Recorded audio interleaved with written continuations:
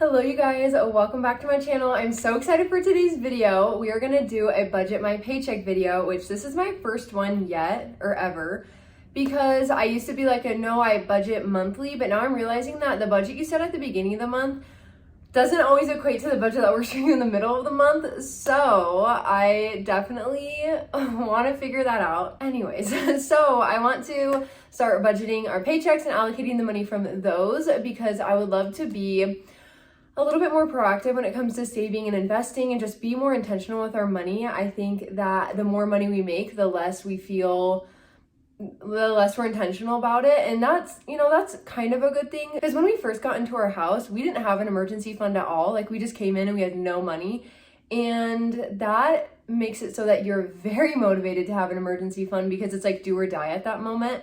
But now that we are not in that do or die moment, it is harder to save money and to just kind of be more intentional with it. Anyways, yes, if you're new here, my name's Alice. I love to chat about money and transparent finances and scarcity mindset. Big fan. Well, I don't love having the scarcity mindset, but I get it and I'm working with it. So this video is going to be just showing our income and our rollover and then where all that money is going, just so we can be a little bit more intentional with that. Okay, I have my laptop right here, so I'm going to be reading off the numbers for you guys. So my husband will get paid, I think he got paid yesterday, and they're no longer taking taxes out for school as extra income. So he's getting it back to where he used to be, which is $2,644. And then I'll get paid tomorrow, I think, and that'll be $1,390. And then our rollover from the first half of the month is $160. So we are working with $4,194 total as the money that we can allocate for this. That seems like a lot of money, and it is a lot of money to me, but this is also the paychecks that we use to pay our mortgage. The first half of the month, we tend to use that money to save. Yeah, I guess the first half is saving and the second half is mortgage, which just works for us. I don't like do half and half. So first we pay tithing, which is 10%. So we pay $403, and then we'll be taking $2,950 out for our mortgage. I used to feel really guilty and ashamed of our mortgage, that it was $2,900. Like, to say that our mortgage is $3,000, I kind of felt like guilty and ashamed that our mortgage is that high, because so many people in our neighborhood have that 2.5%, 3% interest rate, and so they probably can't even dream of a $3,000 mortgage. But that's just kind of how the cards fell for us, and we're always just trying our best. So yeah, if you didn't know, our mortgage rate right now is 6.5%, and in December it'll go to 7.5%. So literally, I would cry so much about our mortgage, not because I felt like we couldn't afford it, but because I felt like we got gypped or something from other people having a 2.5% interest rate means that like I should be ashamed of myself. But we're all good. It's all in due time. I learned, I grow. I'm glad that I had that experience, but I'm glad it's over and I feel totally fine with our mortgage now. So I should explain that we budget from the third of one month to the third of the next, which means that our mortgage, because it comes out on the first, is at the very end of our budgeting cycle. And we purposely do that so we can save that whole budgeting cycle and then pay off our mortgage. Like, we have it automatically so that it just comes out, and that's why these two paychecks go towards that. So $4,100 is a lot, but then $2,900 comes out for our mortgage. Anyways, yes. Okay, very chatty. Then let's go to bills. So our life insurance is $179, and that also includes disability insurance. I get questions about this, like, why do you have life insurance if you don't have any children? But in the end, because we have an asset, our house, that means that we wanted life insurance just in case anything happened to both of us. And then most of our life insurance money, most of that $179 is actually disability insurance, because we were told that you use disability insurance more, and it's really high for women. And it's really high for women because they use it so much. So we just wanted to make sure that if either of us got hurt or sick, that we could still bring in an income. So I know $179 seems super high, but that's an expense I'm so happy with, because it brings such peace of mind knowing that if anything happened to either of us, that the other person would be covered, or our future children will be covered. Okay, electricity is only gonna be $82 this month, which is crazy, but we're doing this new thing where we just keep our curtains closed all day. So our house faces the west, which means that the sun is rising in the east, so it just blasts our house for the first half of the day. So we keep the curtains closed, and then when the sun is over our house or on the other side, then that's when we actually open the curtains and stuff. So it's like a cave the first half of the day, but it keeps our energy bill low. And I just feel like our AC cannot keep up with how hot our house gets.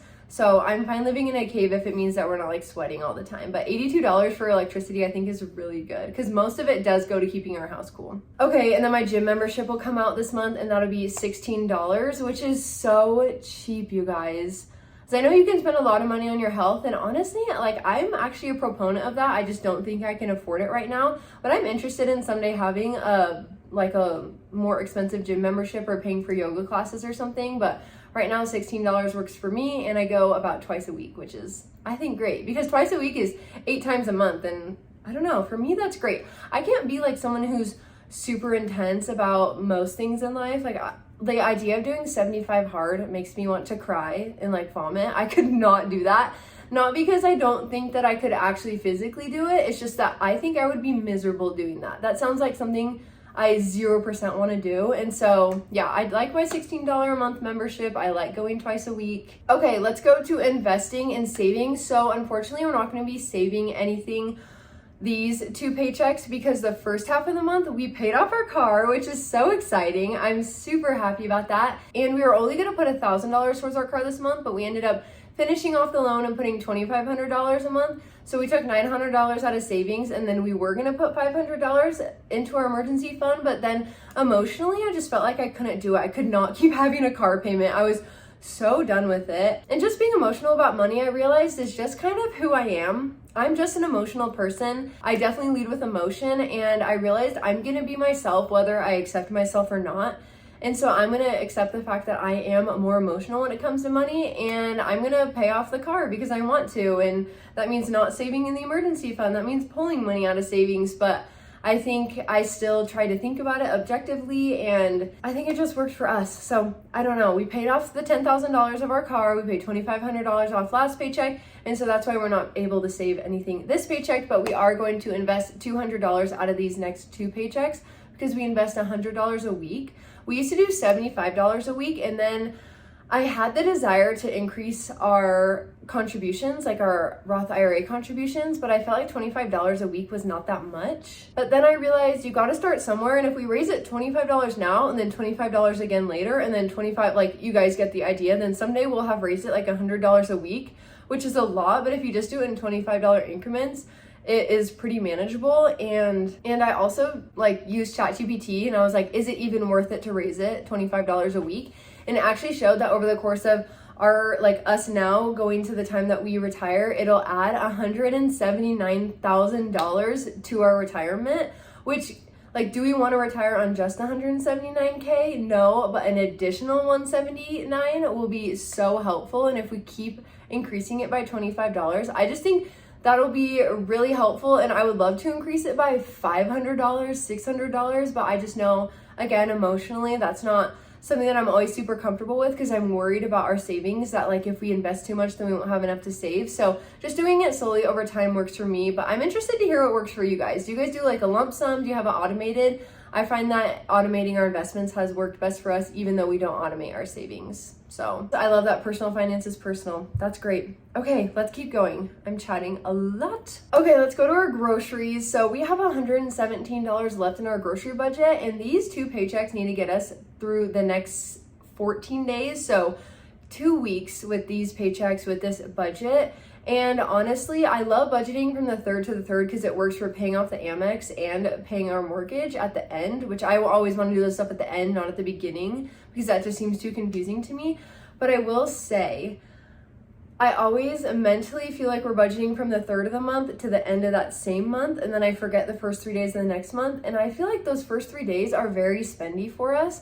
And just the budgeting like 31 days straight, it's just kind of, I feel like it's a little bit hard to make your money last that long. I feel like we're good at making our money last like 12 days, like a solid 12 days, and we can do it. But then the last like couple days, it always is not a struggle, but it's like, oh, we don't really have any money to spend right now. Like we should probably like stay in or do something cheap, you know? I hope $117 makes us the next 14 days. Okay, we still have food from our last grocery haul.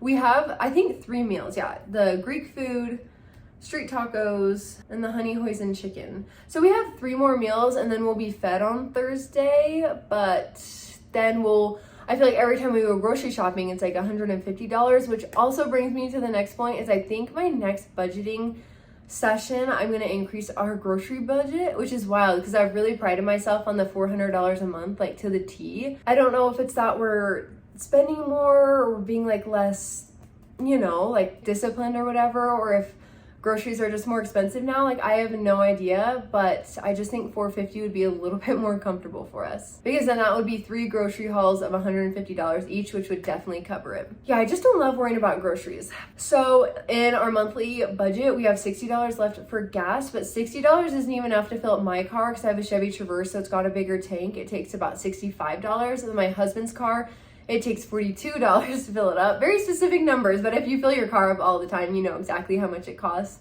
And I feel like gas prices haven't been changing too much, but I also never pay attention to them, and I only go to one single place every time. Because I'm just not the type of person that wants to drive super far to fill up the gas. I know, I was raised that you drive to the different gas station, but like, I guess I just got lazy. But yeah, anyways, $60 is not enough to get us to the next month, because we'll both probably have to fill up. I have to fill up like every 10 days and he has to fill up, yeah, pretty similar. So we won't make it, just barely, which means that we actually need like $100 to fill up our cars. So we're gonna have to take money out of unexpected, which is fine. So should I say gas is $60 or should I say it's $100? This is the tricky part. I just want our budget to look super cute and nice, but it doesn't always work that way. I'll just leave it at 60 and we can use our miscellaneous fund, which brings me to our miscellaneous fund, which is $97 right now. So we have $350 each month for miscellaneous, but we've spent a lot of it already this month on just miscellaneous stuff, unexpected stuff. Okay, yeah, so I'm realizing I have a doctor's appointment tomorrow, and the hard part about going to the doctor is I don't know if it's going to be $30 or $300. Like, they might just say, no, go home and like do this like natural remedy, or they might be like, here's a prescription, we have to do a test. Like, if they do a test, boom, hundreds of dollars. So I don't really know how much that is going to be, and I don't know when the bill would come out either. So, because it might come out, it could come out next month. And like, our $97 in miscellaneous is already going to go, like half of it is going to go to filling up my husband's car. Okay, actually, this is really interesting, and it's time to practice some non-judgmental curiosity when it comes to money. So say that I can't afford my doctor's appointment, like in our budget. So we have the miscellaneous budget, which I don't even like it to get lower than $100 in a month, even though that means that we used it for what we needed to, because I feel like I'm having a problem using the safety nets that we put in place for our money. So for example, we have the miscellaneous, but I don't love the idea of using that because I want it to be there just in case something else happens. And then we have the $1,000 of buffer in our bank account. And again, I'm like, I don't want to use that either. And so then there's the emergency fund, and I'm like, absolutely, I do not want to use that. So it's really fascinating that I'm not willing to use the safety nets that we put in place for our money. Yeah, that's just fascinating because I put them there for a reason. We don't want an overdraft fee. We don't want to turn to credit cards. Yeah, I think a lot of us probably struggle with the all or nothing mindset. I remember the first time we took money out of our emergency fund and I like lost it. I was like, and then I told myself no more freaking out, and it honestly kind of helped. But I just feel like if I take money out of the emergency fund, or I lower our $1,000 buffer in our bank account, or we drain the unexpected money to zero that month, part of me feels like when you do that, it undoes all the work that you have done your entire life. Yeah, that's very interesting. I think I'm just gonna leave it as is, knowing that it might be more than the $97 that we have for unexpected, and just like be okay with that and realize that even if I have to dip into our buffer, our emergency fund, that it's not the end of the world. See, as someone with a scarcity mindset, it's very much like do or die. Like, if you take from the emergency fund, you'll never be able to replenish it, and you'll be taking from it every month, and then you'll be destitute and you'll turn to credit cards and you'll lose your house. Like, that's kind of how my mind works. Yeah, I think I'm just gonna let it be. That's okay. You know what? We're gonna maybe spend more money than we made, and we're gonna dip into the 2 safety nets that we have besides this money. So we'll see. It'll be a good experience for me as someone with a scarcity mindset for sure. Okay, let's move on to guilt-free spending. I don't want to get too philosophical about money. I just want to budget my paycheck. That's all I came here to do. So for golfing, my husband has $20 left of his monthly budget, and that'll probably go towards a driving range before he goes to his golf lesson. We bought a golf lesson for him for Christmas. He's not like bougie, does golf lessons all the time, even though that's the dream, and I would love that for him. As of right now, it was just a gift from 6 months ago that now the weather's good and he's gonna use that. So $20 for the driving range probably, And then we still have $30 for eating out. I'll be interested to see if we use this. I would love to use that $30 to go eat out and like hang out with friends. That sounds really fun for me. And then I will say, I won't include this in like the full total. We still have $40 for a date night because I have $40 of cash that I didn't include in like our income. So we'll see what we can do for that, but that's just another way that we're going to spend money for these 2 paychecks. And then any leftover money is going to either go, I want to split it between the Roth IRA because I just think it's fun to try to invest a little bit more every single month than we have automated just to see if we can do it. And then the other half, I would love for it to go to a fun sinking fund. We don't really have any sinking funds right now. We just have one for our cats where $25 a month goes into it. Oh yeah, that reminds me, $25 is going into the cat sinking fund, which will technically be in these paychecks. So that's really fun. Yay, okay, the leftover money is $14.85. Oh yeah, sorry, I didn't like show any cents things in this, but I have it on my spreadsheet right now.